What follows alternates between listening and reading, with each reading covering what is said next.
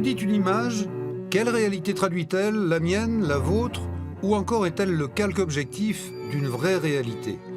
À travers la juxtaposition d'œuvres contemporaines du FRAC et d'œuvres anciennes des collections du musée Mandé, l'exposition se veut une interrogation sur la nature des images et leur fonctionnement. Quand on regarde un tableau, une photographie, une œuvre d'art, une image de presse, eh bien, il y a des déterminismes peut-être qui se mettent en œuvre et qui font que chaque individu va avoir une perception peut-être personnelle, individuelle. C'est toujours un peu le spectateur qui termine l'œuvre, qui achève l'œuvre. Certaines images font l'objet de détournements, voire de manipulations, comme cette photo de presse qui a fait la une de très nombreux journaux et magazines lors des massacres de Bantala en Algérie en 1997.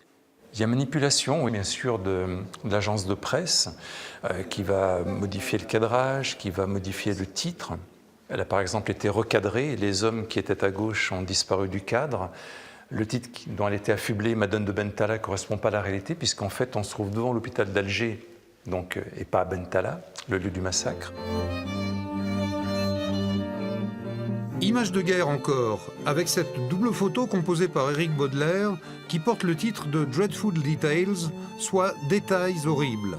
C'est en fait une création artistique.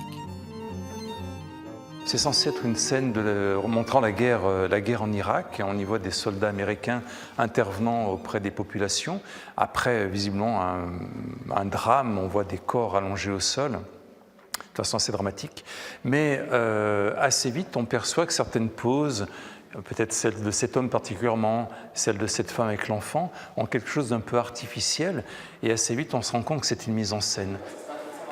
Quel est l'élément qu'on voit plusieurs fois? L'opération « Les images sont inadmissibles » dure jusqu'au 13 octobre.